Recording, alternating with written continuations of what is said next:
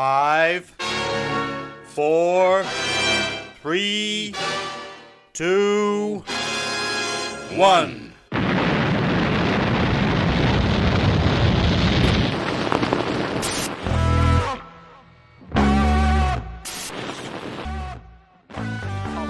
On the edge of the box is Madden. Madden trying to manufacture the shot, gets it away, it's there! Oh my word! What a goal from Paddy Madden! The Irishman strikes again! And is that the goal that's going to send Stockport County back into the Football League? I just don't think it counts as a drink problem if I've been like that for years. Hello and welcome to the Scarf Bagara War, your weekly recommended dosage of county news, views and opinions. Just like Neymar and his sister, the new season is tantalisingly close. We'll be with you for the next hour or so, having a look forward to Saturday's game, as well as going back over everything, what has happened in the last week, county-wise, not like everything. We're not going into like world news and stuff. That'd be a good spin-off though. Maybe we'll add that to the Patreon. Joining me tonight, I can actually say joining me now. Russ doesn't like it when I say he's joining me because it's podcasting it. We'll see about that.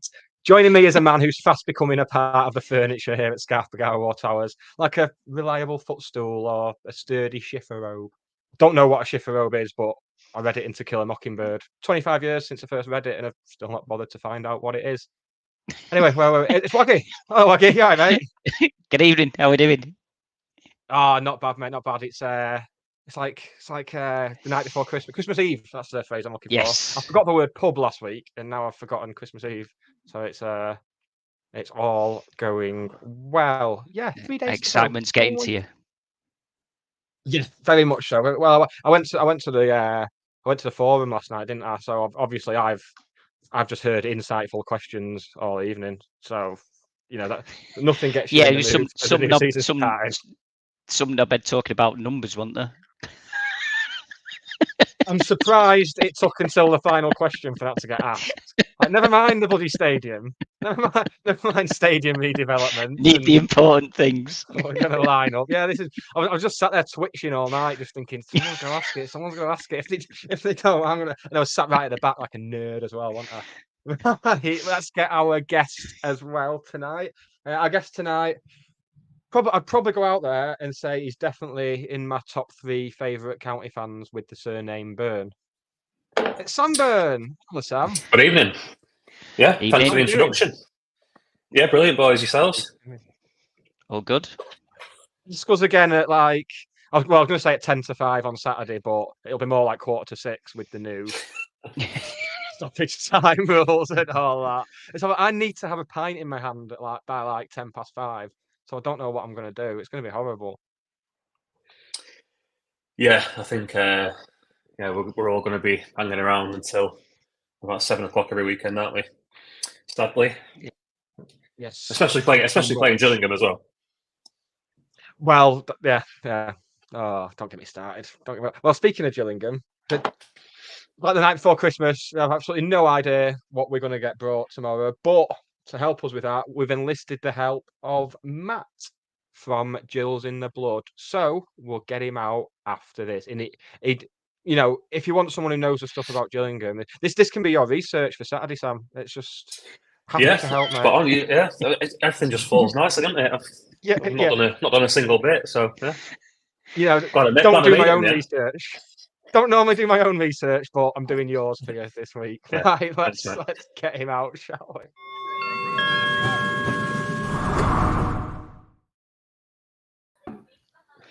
Hello, Matt. How are we doing? Very well, thank you, gents. You good? Yeah, we're very happy to have you here because you've, of course, have tipped us to win the league on your season preview. I have, and I also know what a shiffer robe is. I say I know. I just googled it in the break, but I'm not. You didn't say that. You'd have just been well in there, wouldn't you? don't leave us hanging. I'm not middle class at all. It's basically a Ponzi wardrobe. It says on Google. A shiffer robe, also known as a closet-like piece of furniture that combines a long space for hanging clothes with a chest of drawers. There you go. Right. See you later. It's been a pleasure. Work is here done. I mean, last time a shiffer robe was mentioned, someone went on trial for something they didn't do and had their life ruined. So let's hope that doesn't happen tonight. anything can happen on here. So, Matt, Gills, you had obviously we were meant to play you at home just before Christmas at Edgeley Park, and that was a point where we're thinking, well, the way you were playing at that time, we thought that's going to be a guaranteed 3 points for us. That's you'd have declared. You'd have declared after an hour. Pretty much. Well, I don't know. 75 minutes. Let's not be silly. But yeah, and then obviously it got postponed, and then you held us to a draw when it came round. But the big news for you was the takeover around Christmas time. So how's it all going on that front? Has the new owner properly got his feet under the table now? It's been brilliant.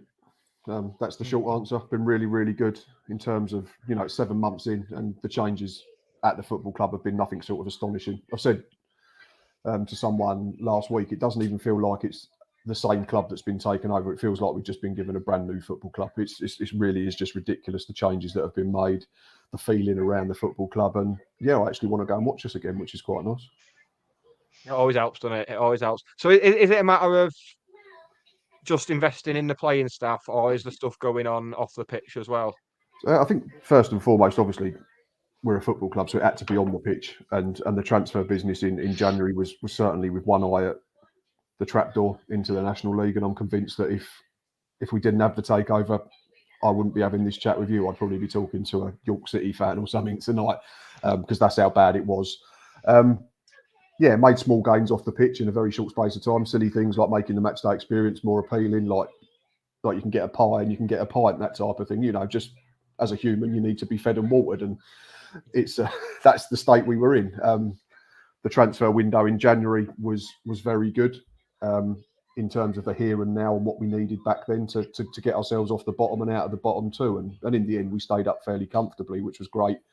It also means that we've not got to do loads this summer. I think we made 15, 16 signings summer of 2022, whereas we've made half a dozen so far, and I've been impressed with all of them. There's just the final bits for the jigsaw, aren't there, which is always the hardest bits to find, the striker, the pace, and I've said it's just a bit of stardust that I think we need. But in terms of coming to your place, I think it'll be a different game to what it was in March, where we did come to play for a draw. We never wanted to play football, and we got what we wanted, which was a good point against a good side. But I think you'll see something more akin to the game at our place, to be fair. I think it'll be two sides that will be willing to have a go and try and win the football match. Whether one does or not remains to be seen. But yeah, it'll certainly be a proper contest as opposed to what we did in March.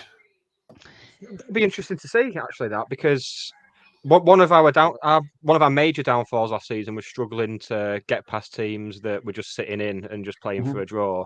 So I was kind of excited to see with the because we've done the same. We've not had a massive influx of players this summer. It's just been adding a bit of extra quality to the group. So it would have been nice to see how we fare against a team that does that. So are you 3 or 4 at the back these days? Still Neil Harris, right? Yeah, still Neil Harris. Neil's generally a sort of a 4-4-2 or a variation of that, but we've gone away from that a little bit. The game at our place was a prime example last season where Ollie Hawkins pulled up ill the day before, so we had to go as a 4-2-3-1, which was something that we'd not really seen, and it worked really well. I thought we were the better side on the day.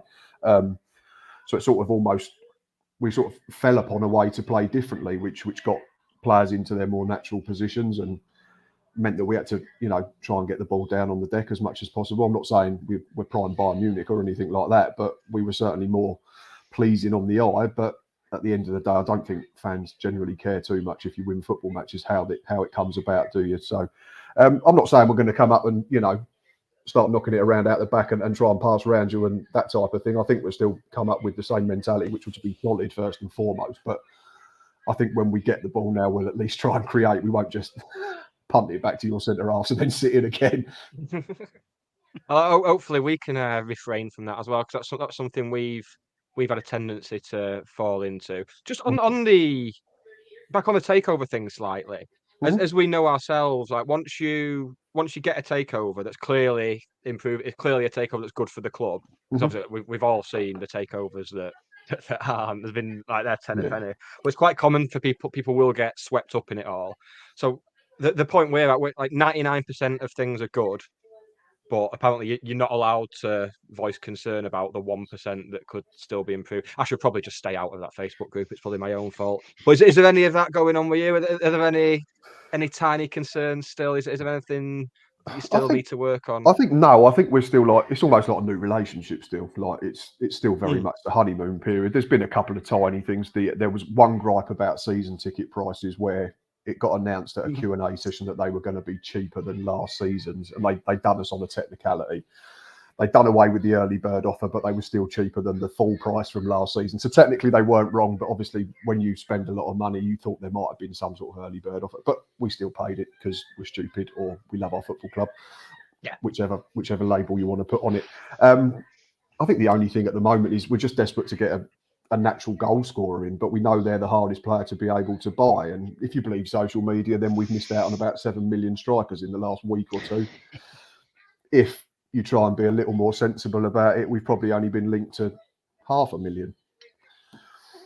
But no, it is goals win your trophies, don't they, at the end of the day, and that's why you have to pay premium for them, whether that's in terms of wages if it's a free agent, or you have to pay a fee. I know we was linked for a long time to Alfie May, and the club have said that we tried to get him, but as soon as Charlton Athletic come in, it's still local for Alfie May. It's only just up the road from us, and they can pay him more wages and they can offer him League One football. So I'm not at all phased or concerned with another month of the window to go. I think we're set up absolutely fine at the moment to get us through that first month, and if we can add that bit of stardust in the next 4 weeks, then happy days. But we're certainly, I know it's easy to say and people go, yeah, but you shouldn't just settle for where we were last season, but compared to where we were a year ago, it's phenomenal, and I think we've just got to embrace that rather than trying to find stuff to find fault with.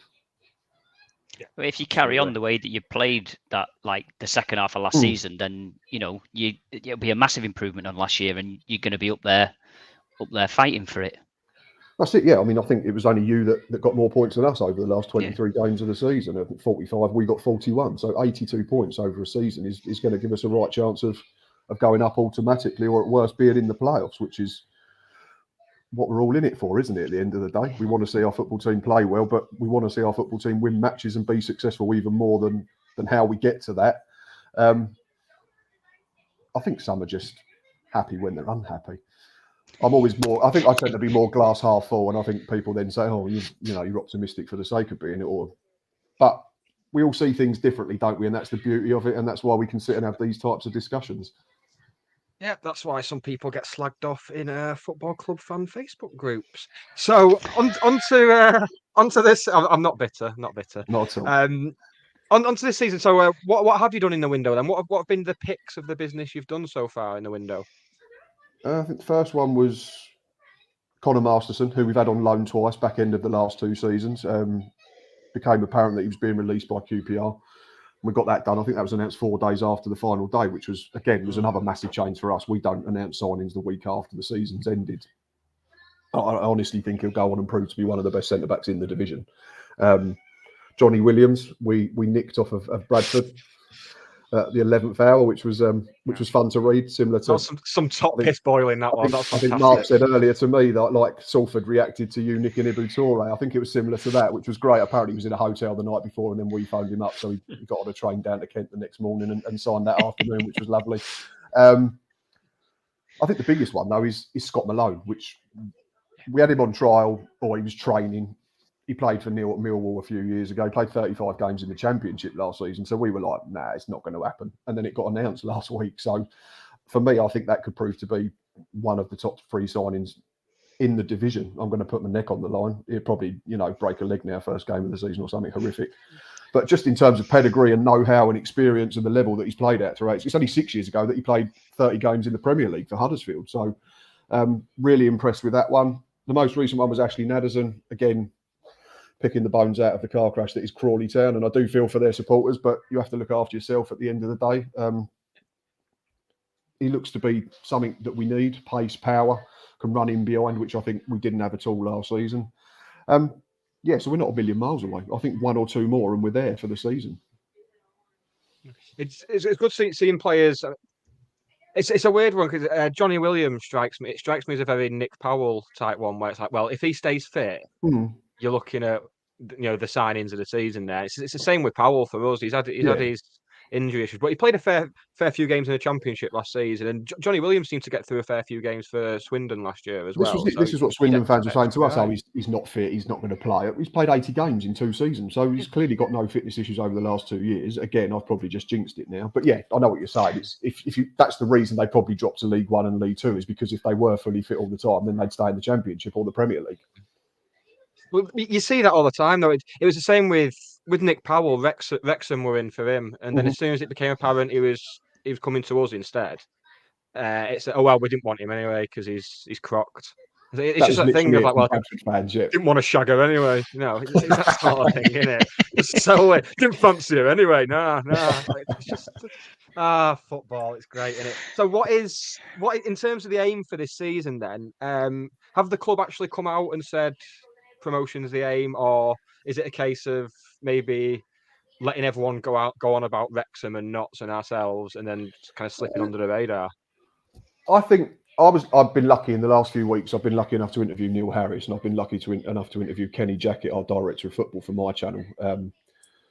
Kenny said he was open. He said the aim within the football club is to aim for promotion. Why not? Like Mark alluded to, we're riding this crest of a wave. In terms of form over the second half of the season, we're one of the best in the division, and we've improved the group since then. So there's no reason why we can't be very competitive. But I think that's to counter that. Obviously, there's a big dose of reality in that this is probably the toughest League Two in maybe forever. It's an astonishing league in terms of what you used to think League Two was. I said to someone the other day, I think League Two was almost like the forgotten family member who no one really spoke to before. Like we just sit in the corner on his own with a Tizer at a family party and that type of thing. But now it's not. There's people that want to come and see League Two, that want to talk to the kid in the corner and have a Tizer with him, that type of thing, because the money just keeps filtering down, and we're seeing that, and it's filtering up as well with Notts County and Wrexham. I'm confident we'll be top 10. I'm not saying we're going to, win the league, because last year I said we'd be 8th and made to look like a fool. So I'm going to be.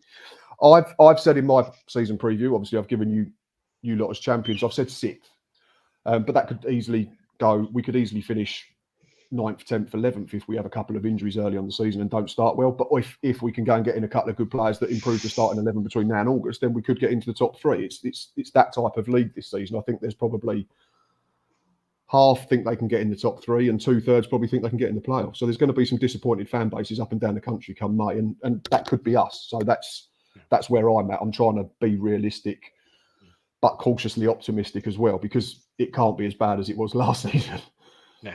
Well, I think even if you do say, if you do what we did last season, get to the playoffs and just fall short, I think you can still be pleased with absolutely, the progress you've made. That's it, innit? To go from where you were even like 6 to 8 months ago, to go from that and then to be even talking about the playoffs is great, isn't it? Never mind actually getting there. That's it. Yeah. I didn't think that when the penalty got missed against Carlisle. Of course, yeah. And Mark said to me earlier, he said he didn't seem to, he wasn't worried in the lead up to the playoff final, but as that morning approached, obviously you want to win, and then you care when it doesn't happen. But I think it's just a case of enjoying the season. If we don't start great, let's try and stick with it, because you're a prime example of how it can improve and improve quickly, and then you go on a run and confidence starts increasing, and then you start beating everyone. And I'm just looking forward to it. That's the biggest thing for me after the last couple of seasons. Like last year, thinking we was going out of the Football League, the season before dropping out of League One, it's just nice to be able to be a part of the football club again, and it feels like everyone's pulling in the same direction for the first time in a few seasons. Yeah, we've kind of had that in the recent years, haven't we? Where you think you think things aren't going to improve, and then all of a sudden you'll have, well, for us it was bringing Jim Gannon back, and then that led to the takeover, and then it's just it's great, isn't it? So on to Saturday before we wrap up. I hate asking this because it's just such a shit question, but prediction for Saturday then? I ask it as well. Don't know, Mark. Yes. And I give you my answer. What did Mark go for first? Mark said 2-1 or 3-1. No, 3-1 County. Sorry. 2-1 or 3-1 to us. That's what I said. Fine, Mark, you can stay. I've got mine because it's the same notes, and I said, where am I going? That way. Score draw. That's the way said I'm to Mark, doing I it. just think it's like first game of an international tournament, first game of the season. You don't get beat. It gives you something to start with. It gives you something to build on. If we get beat, so be it. It doesn't mean our season's over. If we go and win, brilliant. Doesn't mean your season's over. But I just think I'm going to sit on the fence. I mean, we don't tend to win on the first day, so. We'll be 3-0 down inside 8 minutes now, won't we? Yeah. Well, last year we were a goal down before I'd even got in the ground. So anything better than that, I'll take it. If it's still 0-0 15 minutes in when I've left the pub, then that's fine. I'll take that. Well, Matt, it's been an absolute. I'm happy after first half of last. Yeah, well, yeah. Well, score draw, you'd be all right. A question actually that a couple of people have asked in the comments for you, Matt. Have Gillingham turned down a documentary? I'm not sure. That's a no, then. I think Brad might have alluded to something very early on, or I might have dreamt that entirely, Ian. But I think there was sort of a question asked, and there was too much going on in terms of it being so soon after the takeover, and we were still in trouble. So I think it got turned down quickly. Like I said, I might have just made that up, but I'm pretty sure there was a question asked very early on after the takeover, and it got politely declined. I mean, the last thing you want to do is go balls out for promotion and then miss out on a documentary. Or just get relegated into the National League would have been even worse, wouldn't it? Yeah. We did a documentary in 1997. I think we were one of the first football clubs to do a documentary. It was called The Football Club. If you check it out on YouTube, it was on our local television station called ITV Meridian. And it followed the 97-98 season. Yeah, and we hit the post in the last minute of the last game and missed out on the playoffs by 1 goal. That's minging. That's rancid. That's horrible. It was a weird period, that was. I don't know if you've listened to Quickly Kevin, the 90s football podcast, but they do a thing. They covered it, yeah. They did. They covered it, and they've covered a few from that era. And the unique, it's weird. All the documentaries at that time, it's all just clubs having a terrible time with it. It's not like the Wrexham one is now all these all or nothing things that you have on Amazon about the big clubs and stuff like that. It's just these clubs in just awful turmoil, and you just think, why have you signed up to this? Why? Yeah, we was all right in terms of where we were at the time as a club. We was actually okay. We were 3 years into the Paul Scully era, and it was our second season in League One after getting promotion out of this division in 95, 96. But yeah, it was the most horrific ending. Yeah, after getting so close, I think we went about. But we lost once or twice in the last 25 games, and then just had to win against Wigan on the last day. And they had the three amigos. Remember the three amigos that played for Wigan? It was Martinez, Diaz, and there was always one other that gets forgotten. You know, that kid in the corner again with his ties up. I can never remember his name, but yeah, that's who was playing for them. And obviously Roberto Martinez went on to have a very decent managerial career. But yeah, that was the ending. Hit the post in the last minute, and but we found out that Adi Akinbaye can draw, so it weren't all bad. That's what you want from a documentary, yeah. I'd have taken that. If you told me at the start, it was promotion. Adi Akinbaye is good with chalk. Oh, brilliant! Listen, Matt, thank you so much for joining us, mate. We wish you all the best for your journey on Saturday, and thank you very much. All the best for the season after about 6:30. For 180 minutes, yeah, that's fine. Yeah. Thanks, mate. You look after yourself. Cheers, pal. See you later. See you later. Mate. This is the Scarf Bagara War, a Stockport County fan-created podcast, blog, YouTube live show and website.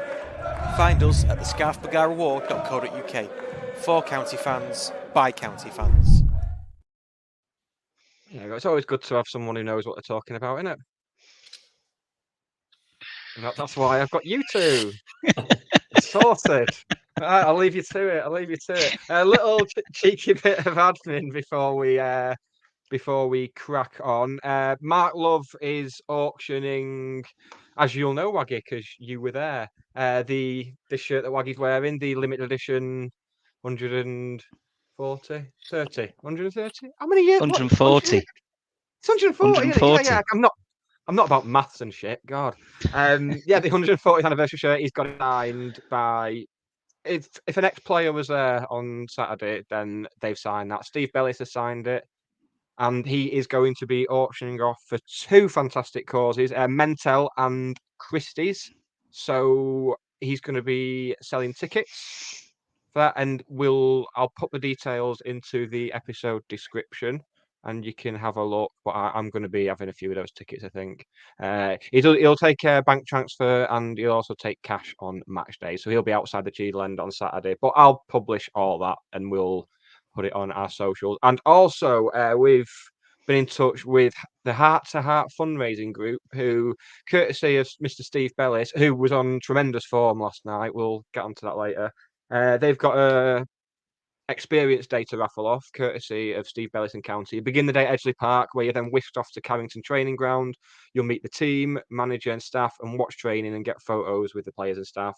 Then get the chance to have lunch with the team, and they'll sign whatever you have with you. There's 130 tickets available, £25 a ticket, and the ticket is for one adult and one child. So once again, we will publish that, and it's all very good causes. Talking of good causes, don't forget, in the new season, there's plenty of content from us, so you can subscribe to our Patreon. Imagine going from proper good causes to give us £3 a month for this. Our first episode of the inaugural Dave Smith Never Existed quiz, where Ben Walker pitted me against Cy Lomas in a very obscure county quiz, is up there now. Starting next Monday, we're going to have the Courtyard Club Call with Waggy, and for the first couple of weeks, Daniel Culverwell, friend of the show, will be joining Waggy for that. So that'll be in your subscriber feed Friday. You don't need Friday, do you? It's bloody Monday. Yeah, that'll be in your subscriber feed Monday evening. And speaking of the Patreon, we're doing a 7-day free trial at the moment. So if you sign up this week to that, then you'll get that on Monday. And you also get access to the quiz, which is very good. You can't argue with that. Right, let's get on to actual things, like football things. 2 games at weekend. Well, Sam, I'm assuming you went to both. No, I was at Preston. I was at Preston on Saturday. Missed the Huddersfield game. Blackburn. Sorry, Blackburn game, yeah. I missed Huddersfield game as well, to be fair. You're getting Huddersfield and Blackburn mixed up, just like that guy last night who asked that question. Yeah, it's catching. Yeah, I was at the Preston game on Saturday, but that's the only pre-season fixture I was at.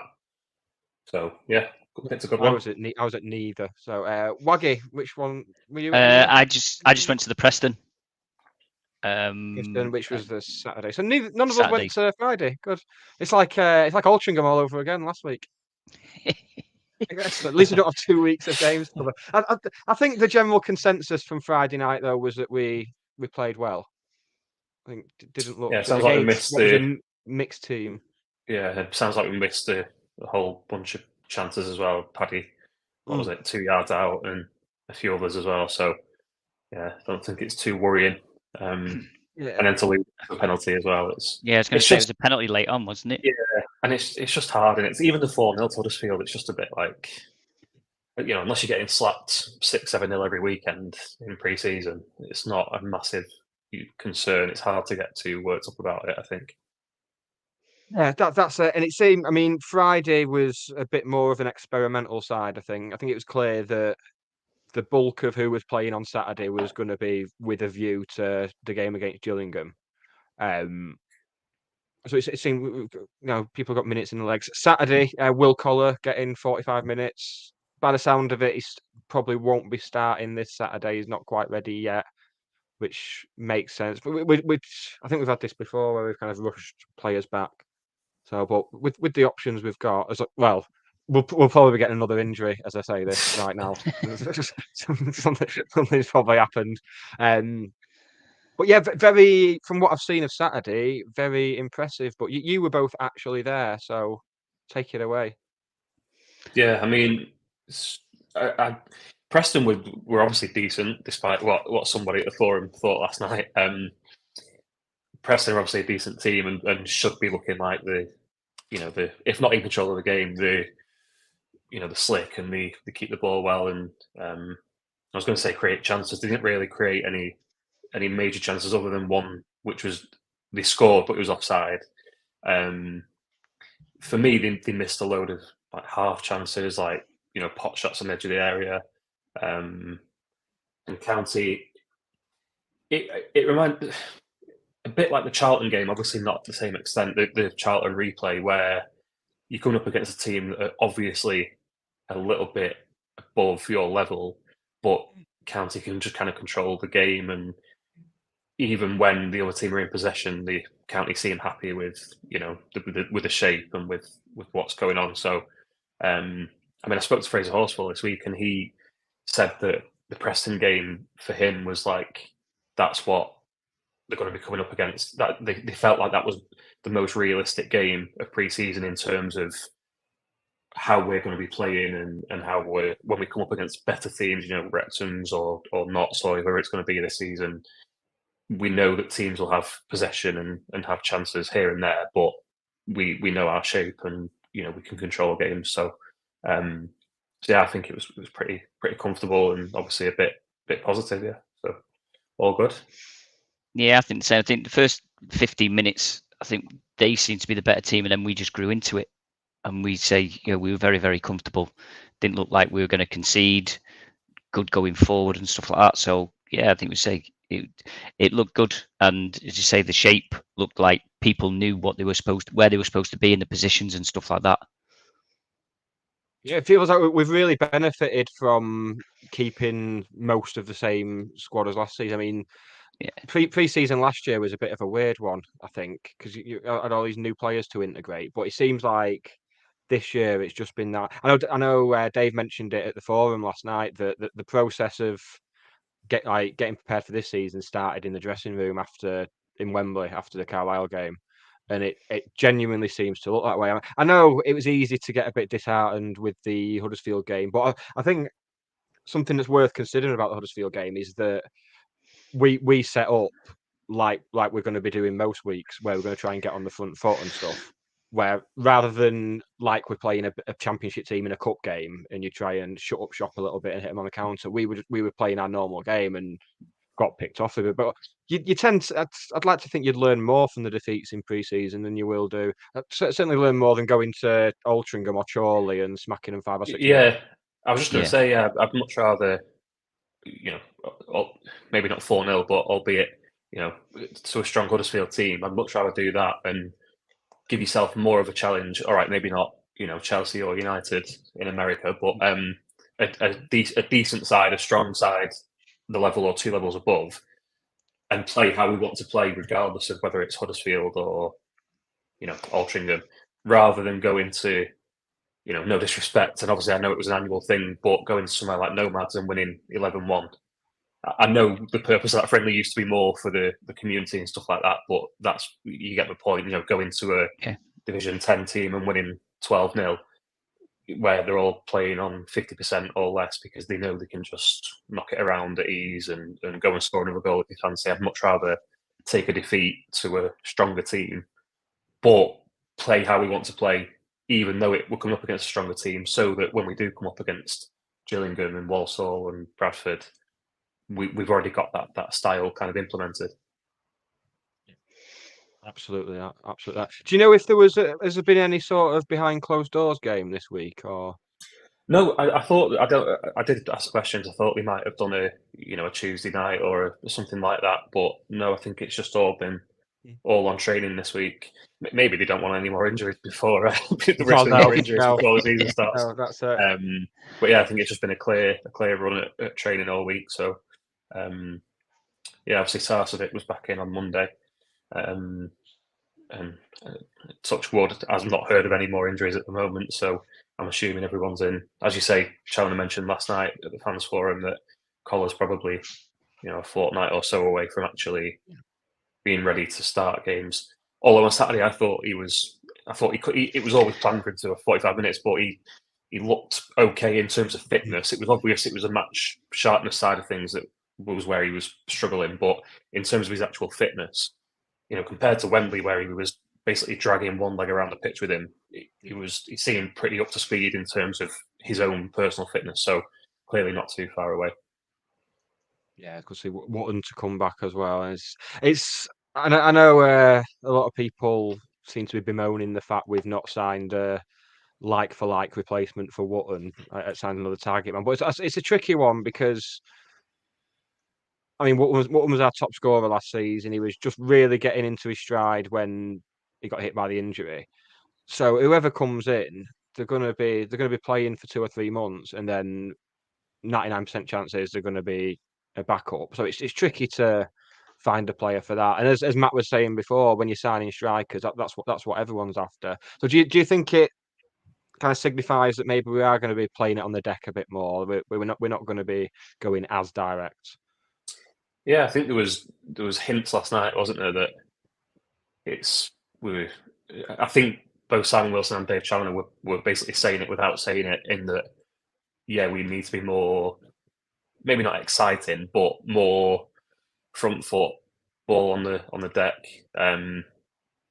more kind of targeted towards getting goals, getting forward, being more, like I said, I don't want to say more easy on the eye, but that kind of thing where you are less maybe workmanlike and more, going for goals. And you saw on Saturday as well, they did try that front three with Powell as the 9 and Barry and Papula in the first half and Richardson in the second as the 2 flanking in.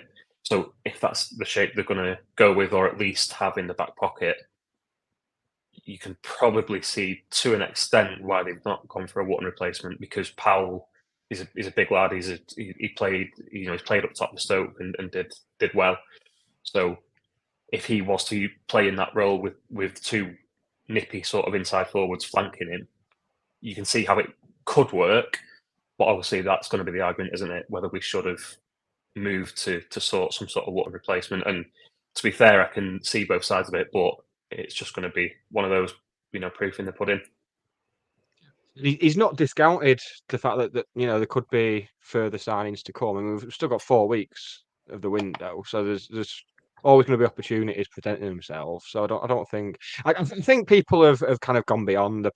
I've not really seen much bedwetting about it, to use that phrase. I've not seen people getting too pissed off about it. Yeah, to be fair, I do kind of agree with the argument on getting a Wootton replacement to an extent, but I'm not like absolutely adamant that we should do. But I get where they're coming from in terms of, okay, well, if you've got this kind of striker that we can go long to, and is going to win free kicks and is going to hold things up and is going to bring other players into play, and if that's a big part of how we play, it's suddenly a big part of how we play without the person to do it. Because I mentioned Powell there, he can play as a 9, but having seen him on Saturday, you don't get the same vibe of him being a Wootton type player where he's going to, back to goal, hold it up and bring players in. It's going to be more front facing and getting into the box and all those things when he does play up front, you'd imagine. So I do get it, but I think, as much as people kind of will criticise the recruitment here and there, generally, I don't think Dave Challoner's stupid by any stretch. He's not going to head into a season completely hamstrung by having no like-for-like replacement. So you would imagine the alternative is that we've got a different way to go about it. I mean, you say Dave Challoner's not stupid by any stretch, but he came up to me last night and said, "I'll have to come on your podcast again." So, yeah. Sure, he's out. Maybe he thinks he's just going to read out the squad numbers. Oh God! Well, we might have time to get on that shortly. Oh God! Do we know what the score is in terms of Paddy Madden? Because he looked to have picked up a knock on Saturday and on Friday. Friday, sorry, went down the tunnel. Yeah, Friday night.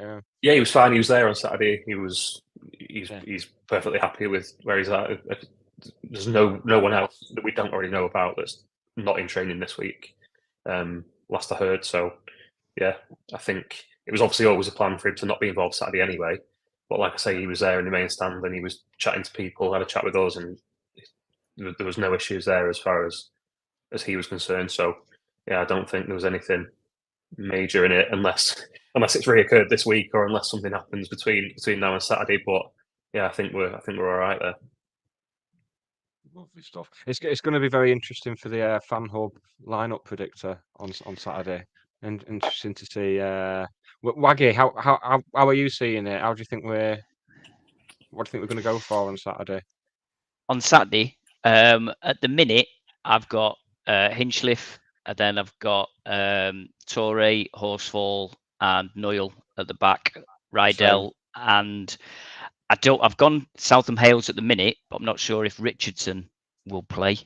And then I've put Camps and Crowsdale in the middle, and then I've gone Powell, Madden, and Barry up front.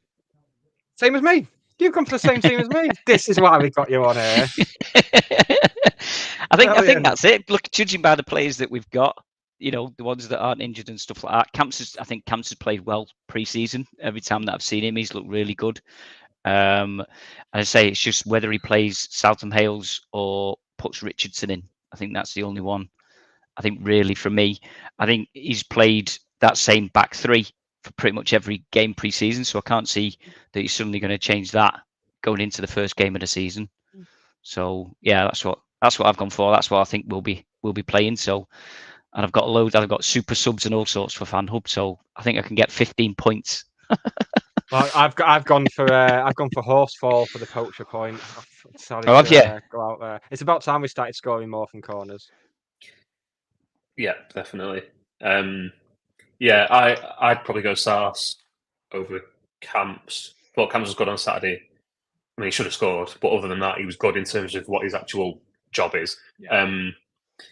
I think I'd go with Sarcevic, assuming. I mean, he's trained all week, and I think it was just a knock. So assuming that it's nothing that affects his kind of fitness or match fitness, then I'd go with him. Obviously, had a really good pre-season and was really good in the playoffs as well for us.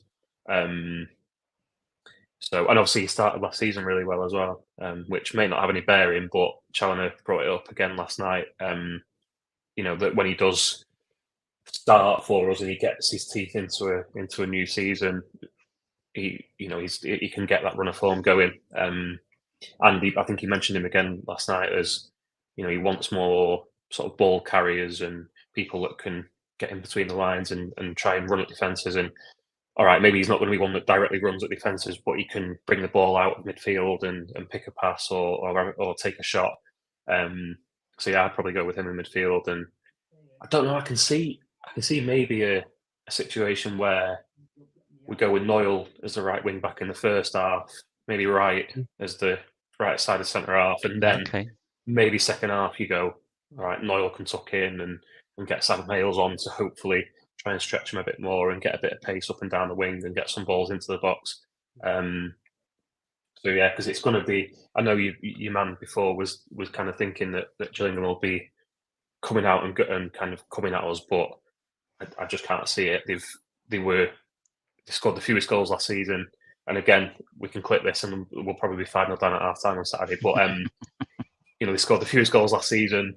I think the only team to score less than 40 last season in the league.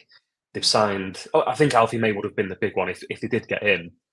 They're probably coming into the season thinking, he can be like a little mini League Two Haaland where you're just giving the ball and you'll get goals. But now that they haven't got him, they've got the lad from Crawley, which he's obviously got that pace, but I don't think he's the guy that's going to go and get 30 goals or whatever it may be. So, and as much as we know that they're going to be a threat this season, they're probably looking at it going, we've probably got one of the toughest, on paper, the toughest opening games, away from home this weekend.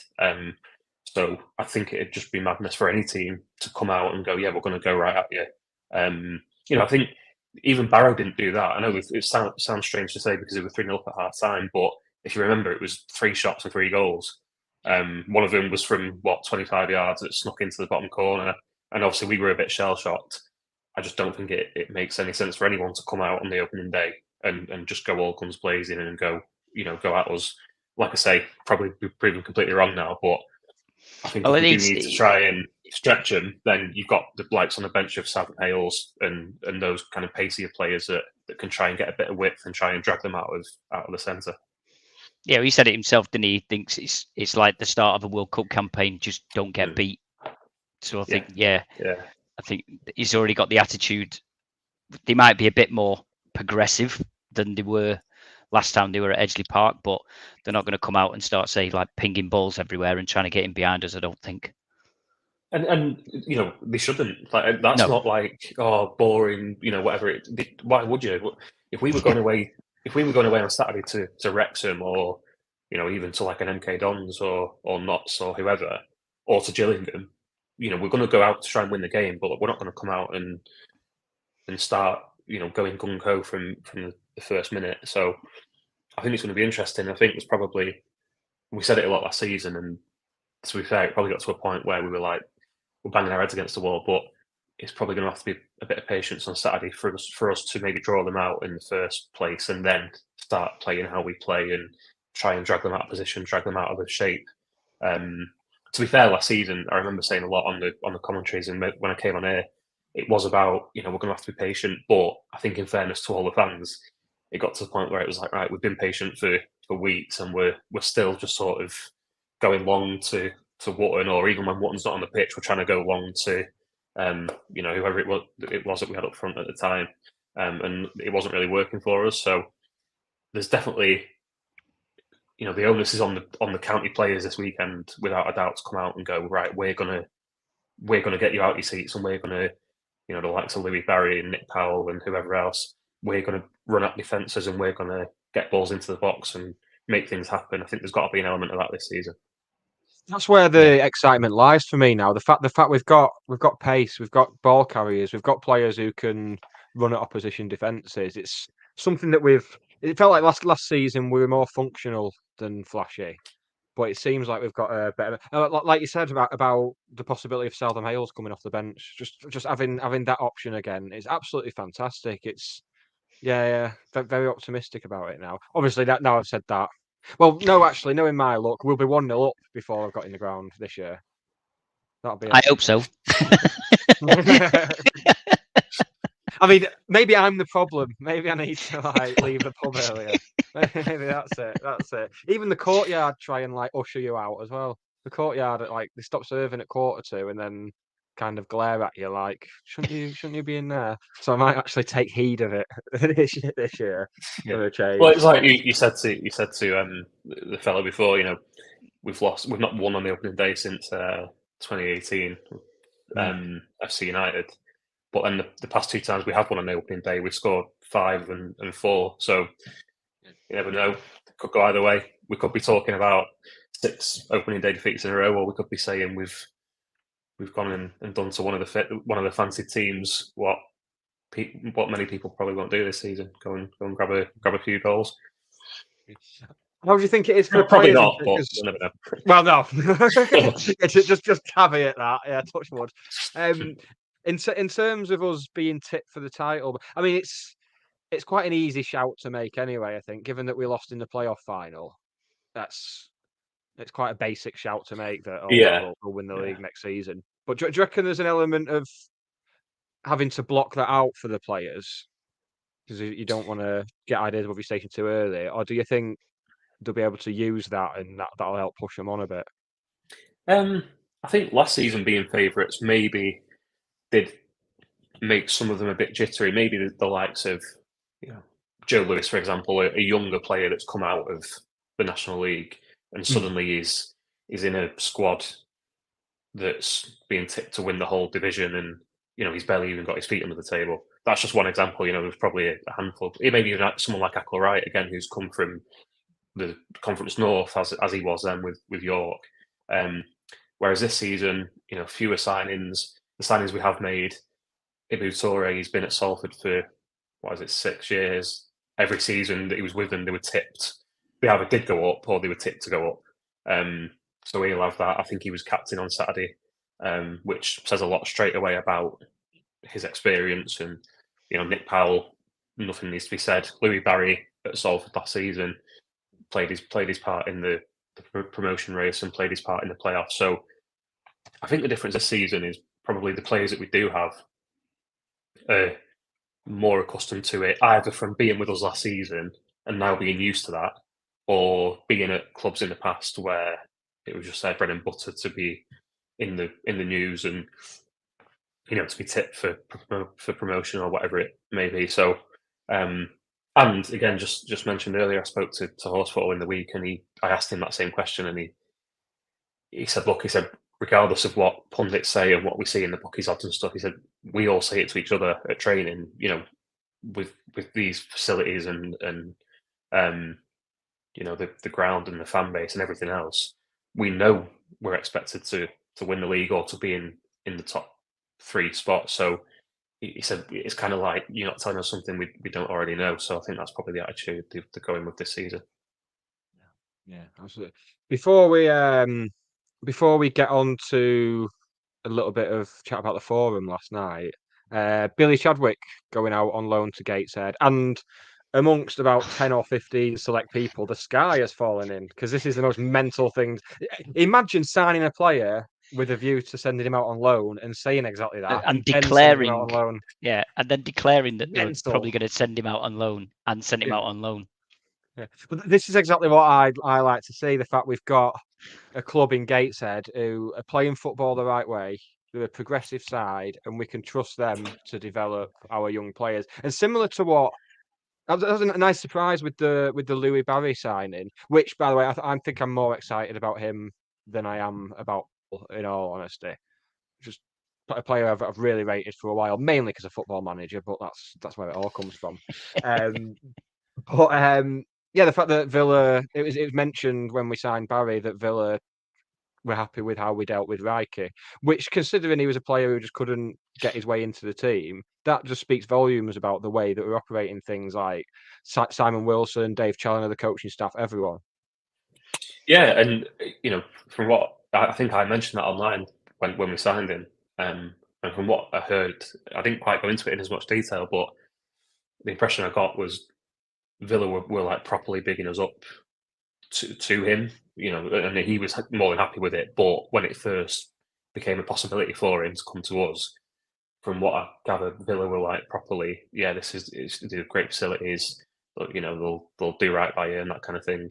And Reiki was always fine as well. For someone that wasn't getting minutes, I think when he left, he was fine with how it had all gone. He was happy that I think it was his first proper loan, so getting experience around a senior squad of players in a proper training ground and being around a professional football club.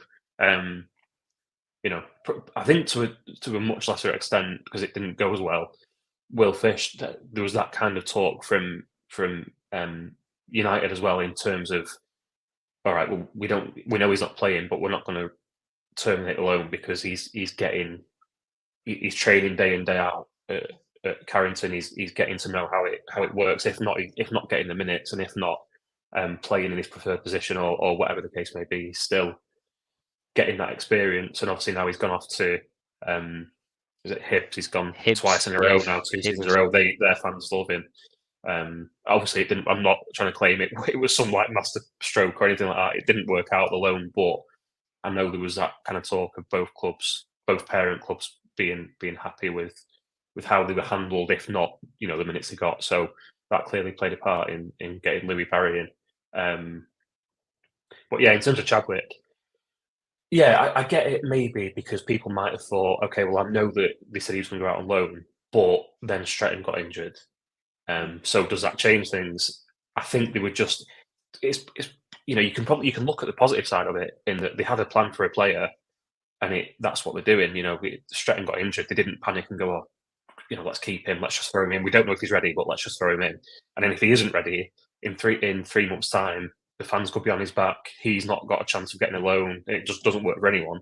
And then you've ended up potentially killing a young. I know he's 23, but a younger player that could have gone out to a Gateshead and smashed it, and he's now stuck around having had his confidence shot because he's not potentially up to it. But we threw him in because we panicked.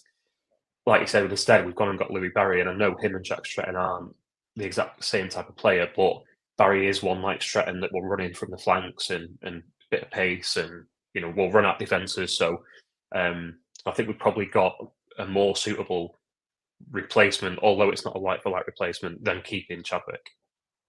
Yeah, interesting, because I've seen a few remarking that, well, he's 23, so if he was good enough, he'd be in the side by now. But he's not, in terms of miles on the clock, he's not 23 because he's had a long-term injury and everything. So that's another thing as well. If we threw him straight into the team and then he picked up an injury again, and then we're left with the same problem again, So it makes absolute sense. And the fact it's a club that we've now got a good relationship with, a club who's, they're not going to be pushing for the title by any means in the National League, but they're certainly upwardly mobile. They'll be certainly looking to push towards the playoffs, and it's good that he's going to get that experience now. Yeah, you say good relationship. As long as we don't recall him a week before they go to a Wembley final, we'll probably get away with it. Yeah. That's true enough. That's true enough. That's all good. So yeah, I saw you last night, Sam, at the forum. All the nerds sat together at the back. Yeah. Particular highlights for you that we should bring up. Um, Apart from the person who asked if we're going to sign a creative attacking midfielder. Yeah. Well, I thought it was. I know I had a few jokes on Twitter about it, but it was fine. It was, it was one of the more kind of interesting ones. It was obviously quieter in terms of the attendance than last summer, because last summer I remember it being, every seat was taken. But I think it was pretty chilled out. I think there wasn't. I know there was a bit of a collective wince, wasn't there, when the topic of season tickets being posted out of second class delivery was mentioned. There was a bit of a collective kind of groan, understandandly. But I don't think there was any kind of outrageous points made or like anything kind of too shocking. I think Challoner's he's just got in. He's just like he'll just answer anything with a straight bat, and he won't try and kind of fob anyone off. He'll just say what he thinks. I know Bellis mentioned it kind of jokingly, but if you think about when Simon Rusk was in and everything was just so tense and sort of awkward between the fans and the management, and there was obviously that moment where someone asked Simon Rusk if we'd be more attacking this season, and Mark Stott said he agreed, which I think it was just clear it was never going to end well as soon as you've got your chairman saying next to the manager, yeah, I agree. But yeah, when you think about that, we have come a long way in a short amount of time. So to me, it was fine. It was obviously, like I say, we had a laugh on Twitter about it and stuff, but there was nothing too bad. Even the questions, like you say, about are we going to sign an attacking midfielder, Challoner could have, maybe laughed it off. But to be fair, he went, no, we are, with maybe not a creative attacking midfielder, but in terms of recruitment, we're never done. The window's open until the end of August, start of September. So there wasn't kind of any obviously stupid questions that were just absolutely, ridiculed or laughed off. So yeah, to me, right, Sam. There weren't any stupid questions. No, there weren't. You're correct. To be fair, I thought I did have you when I teed you up to ask if we're signing Kabongo Shimanga on loan. But to be fair, you went a different way, and that's fine. That's fine. Yeah. I was vamping, mate. I was just improvising, just seeing how things felt. I was going to ask the Shimanga question, but then I realised just how far I would have had to run to get out of the door. Yeah. To be fair, I had a little bit of a nibble on Twitter at someone that asked me, and I think he got a bit upset, and he said, "Oh, I'm only asking because I saw it online." And I was kind of like, well, it's not, it's not you. It's just that, I'm pretty much at the point now. I'm waking up at 4 a.m. just like, no more. But stop mentioning him. Going to bed dreaming of Kabongo. That's my sweet Congolese prince. Yeah. He's just one of them. I mean, he's 2023 Tom Denton. Yeah. Which is what it is. All right, Simon Rusk. Bloody hell. We've had a comment here from your average psycho. I wonder who that could be. Great interweb content. This just needs a good-looking grey-haired anchor on it. He's doing his own reviews. He's not even here, and he's doing his own bloody. I don't do my own reviews. Oh God! Oh, we miss you, Russ. We miss you. He'll be riding around the garden as we speak on his bike, doing his lap. He'll be about a foot deep now because he's been round that many times. It's just a big groove. Yeah. Oh God. Yeah, and then before we go, we've got the slight matter of a cup game next Tuesday as well, which is exciting. I can't go. Gutted. I've got my one of the tickets. grounds I want to take off, and I can't go. Oh, you've got that ticket, not your season ticket. I've got that ticket. I've not got my season ticket yet, but I've got the Tuesday after. That's going to be mayhem on Saturday. That is, if season tickets haven't come by then, I'm going to pitch up in the courtyard early, get a front row seat for the action at the ticket office. It's gonna be fantastic. John Billsby says, "A cycling captain, Tom, if you were." He's got the grey hair. Yeah. Oh God, yeah, Captain Tom, the grey-haired anchor that we really needed on here. Oh God. Oh, bless him. Russ, not Captain Tom. Russ and Billsbury. Sam, do you know when squad numbers are out? We pretty much know them all anyway now. I'll take a guess at I've tomorrow. asked him to ask this. Tomorrow. I'll take a guess at I'll- tomorrow I'll- because why not? Get some announcement out. I remember in when we went up from the National League North, and this isn't Liam's fault because you're working with what you've got, but we'd signed 2 players, one of which was Alex Curran, and one was Ben Jackson on a season-long loan, which I don't think we signed until the day before the season started. So it was just that summer of like we literally haven't signed anyone, and he dragged out the squad numbers to like a full day. So he'd do like at like 9 a.m. He'd reveal like Ben Hinchliffe, then at 10 a.m. it'd be like Dan Cowan, and I'm like, oh, you can tell it's a quiet summer when you've got like 27 announcements out of squad numbers. It's like next up, number 5. Yeah, I think we're well past that, fortunately. Yeah, I don't think Liam will be in the mood for having that type of fun tomorrow, seeing as he spent his whole day at Wrexham today. Yeah. He's been And Ben Hinchliffe apparently signed for Wrexham, according to someone who jumped into my Twitter mentions, panicking that he'd seen a clip online of Ben Hinchliffe sat at Wrexham's ground today, talking about how he was looking Wrexham's forward to ground with his county tracksuit on. Yeah. Yeah.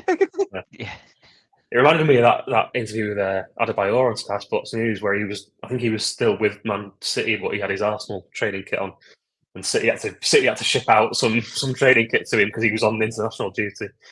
Well, yeah, we're not in that. We're not in that situation just yet. We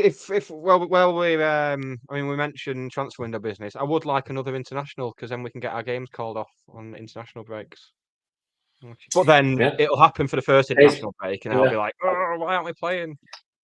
Here's one for you for your next quiz. Well, I don't even know if it's a quiz because I don't know the answer. But if Gambia go off to the African Cup of Nations, is that the first ever county player to represent the country in a major international tournament while playing for us? It has to be. It must be. I don't think there's. Yeah. I didn't know if Finland ever got to anything when No, I don't we think had they did. The Finnish crew.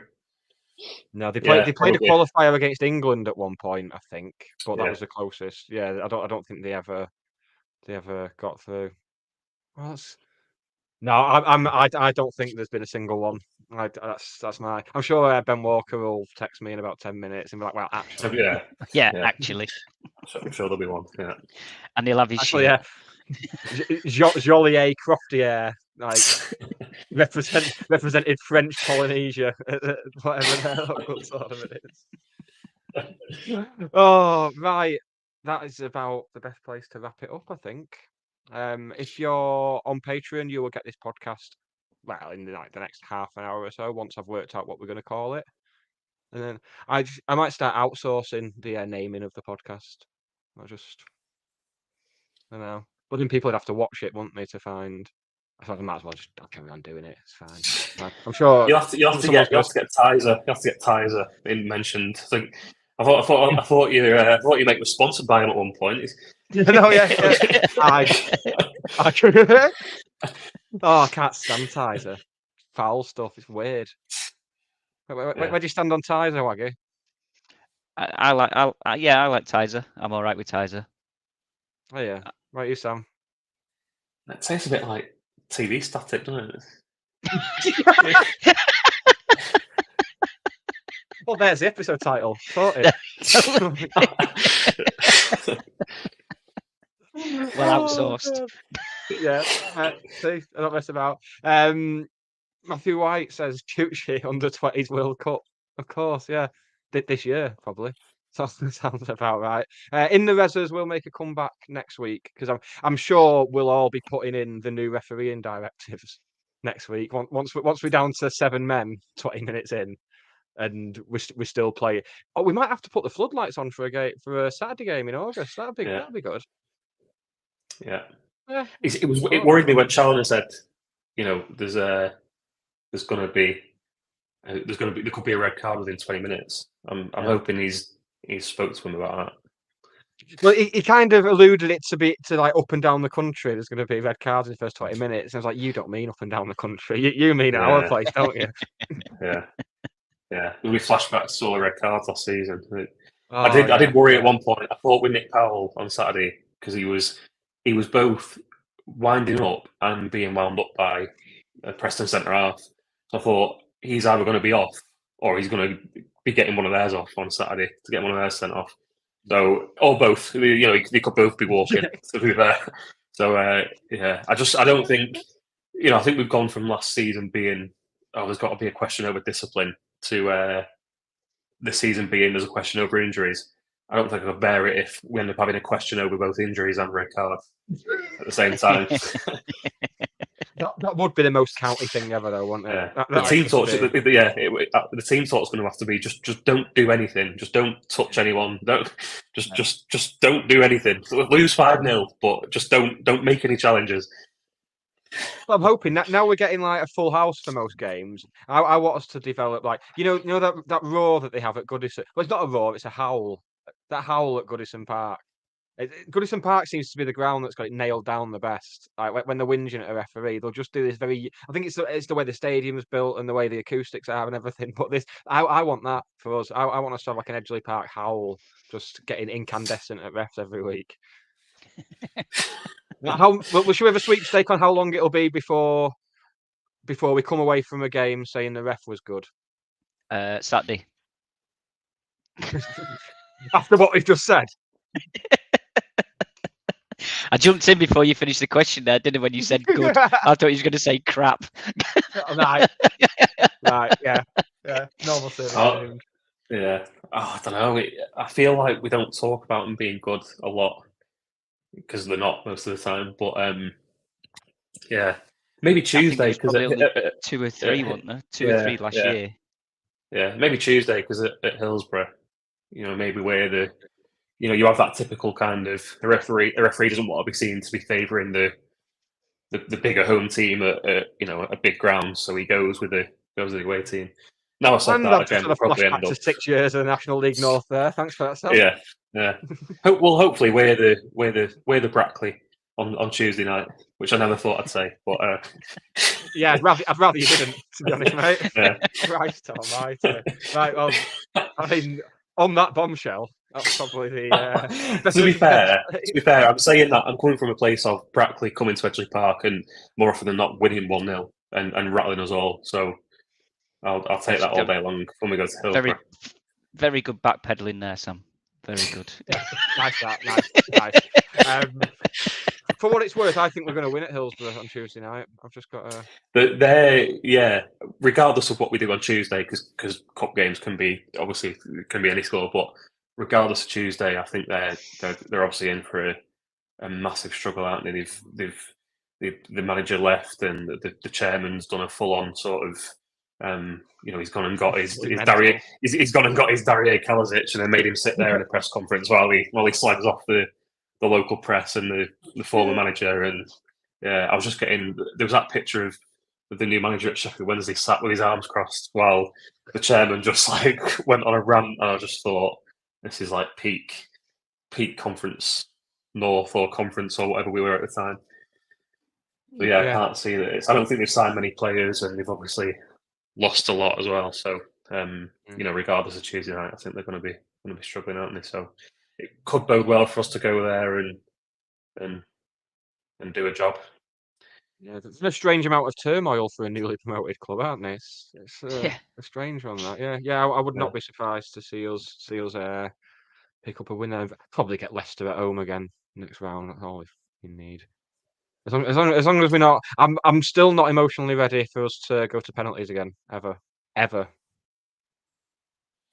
Don't ever want a penalty out. Well, we've just missed one on Saturday as well, so at least we're picking up where we left off. Yeah. Penalty shootouts are for England, not for county. Don't live my life by many rules, but that's just to touch on the forum again quickly. You said how was it? The one where I did feel a bit of a challenge was a question about penalties because I mean, what can you even really say? I mean, you can practice them. You can just do a week of training solidly taking penalties. It doesn't matter. Penalties are going to be penalties, aren't they? You're going to have someone plays one over the bar or try and Panenka it down the middle, or what can you do? And he just sort of went, yeah, well, we can all take penalties. I think he did thought, what else can I say? And again, they're not Premier League strikers. What I mean? We're League Two, so we're not going to be the best team in the world at taking penalties. Yeah, and Salford, like we saw with us, Salford missed Blaze one over the bar and missed 2 others that Hinch saved, and that easily could have been us on another day. I mean, it was us against Leicester, to be fair. We think we missed all but one of them. So it's just penalties, isn't it? What can you really say unless you're going to go on the training ground and get 30,000 people to sit in the stands at the training ground and watch you take them and try and put you off. I don't think you can really do much about it. So, yeah, now we've said that, we'll probably get one on Tuesday night. Yeah, great. And great. Barry was the only one that scored this penalty for Salford. He was, yeah. It's him nailed on to miss one next week then. Yeah. He'll probably save his miss until Wembley next May. Oh, don't. When we play Wimbledon. yeah. Wimbledon, the dark horses. After Joe Lewis sends him to the final. Yeah. I'm having a bet on Wimbledon. As soon as we loan someone to a team, that's it. They start flying. So I might have a cheeky 5 each way on them just to get something. They had Johnson as well, didn't they? They did. Yeah, Jimmy Ball as well. Yeah. Jimmy Ball signed this week. Yeah. Yeah, I feel like we've ended that on the most negative, depressing way possible. But it's going so well. It's going so well. Right. If anyone's about Saturday, not you two. I mean, you'll be busy. Well, I'll probably see you, Waggy. You'll be drinking, won't you? Yeah. I'll be drinking. I'll be there in the courtyard. Yeah. I'm getting to bask early doors, me. So if any of the readers want to come and say hello, don't. No, do. It's fine. People say I'm surprisingly nice when they meet me in person, so something to think on. Right, chaps, thank you very much for joining me. It's much appreciated. Enjoy yourselves Saturday, and I'll remember all we've said here when we're 3-0 down at half time again. I'm just getting the worst case scenario. Get it all out now. All right, well, I'll end positively. I'm going to, I know you've not asked, but Saturday, 1-0 win, 99th minute. Cheadle end, send everyone home happy at about 7 o'clock. And we're off to the races. It's too early for that kind of jeopardy. But how many people just go home for the tea? Yeah. Right, it's then not come going to be back a case of and finish. It's not going to be a case this season of how you always get those same people leaving with like 20 minutes left. There's people genuinely going to be going, no, I've got to leave. It's 11 o'clock at night. I've got to go home. Yeah. We see a lot out of the season. Oh, brilliant. Right, we will be back next Wednesday with the reaction to the Gillingham and Sheffield Wednesday games. For subscribers, Waggy and Daniel Culverwell will be back Monday with the brand new Courtyard Club Call. Have a look at our socials to find out how you can be a part of that as well. You're gonna be fielding questions from all sorts of weirdos. Like I might give you one about the squad numbers. No, it's not questions. It's leave a 30-second review. It's their thoughts, isn't it? Yeah. Yeah, don't leave a 30-second review after the game and possibly before 11 o'clock at night when you're twatted. Although they might be more entertaining. Well, that's the ones you want to hold on to. But how many people do you reckon are going to send another one on Sunday morning saying, "Yeah, can you not use mine, please"? Well, we know one for definite. Dave Philbin. He's definitely going to he's going to rewrite it, isn't he? Shit house. Right, that's it. I'm done. I'm not now. See you next week, everyone. Cheers. Thank you. This episode of the Scarf Bagara War was written, recorded and produced by Russ Johnson and Nick Lee. The music on the opening titles was produced by Dan Johnson. Subscribe wherever you get your content, as well as finding out how to join the TSBW fan club. Check out the links in the description or go to allthews scarfbagarawar.co.uk.